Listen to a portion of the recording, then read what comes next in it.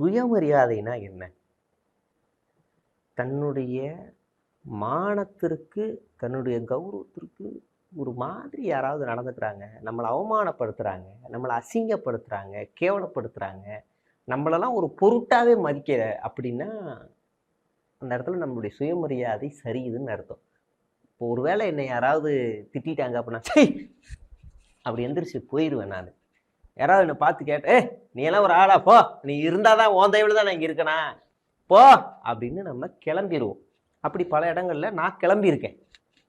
சுயமரியாதை தான் ரொம்ப முக்கியமானது.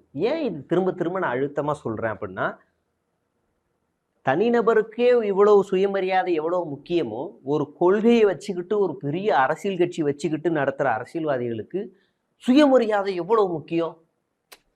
தன்னை சார்ந்து இருக்கக்கூடிய மக்கள், தன்னை சார்ந்து இருக்கக்கூடிய தொண்டர்கள், அவங்க அது எல்லாருமே அவருடைய கட்டுக்குள்ள இருக்காங்க, அந்த அரசியல்வாதி கட்டுக்குள்ள இருக்காங்க. அப்ப அவரை சுயமரியாதை இல்லாம ஒருத்தர் பேசுறாங்கன்னா அப்படின்னு எந்திரிச்சு வரணும்.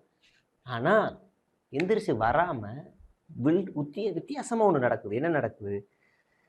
டேர்ன் ரைட், அப்புறம் raise your hands, little bit bent, okay run, இப்படிதான் நடக்குது. யாரை சொல்றேன்னு உங்களுக்கு தெரிஞ்சிருக்கும். மரியாதைக்குரிய திரு எடப்பாடி பழனிசாமி அவர்கள் எதிர்க்கட்சி தலைவராகிய அவர்தான்.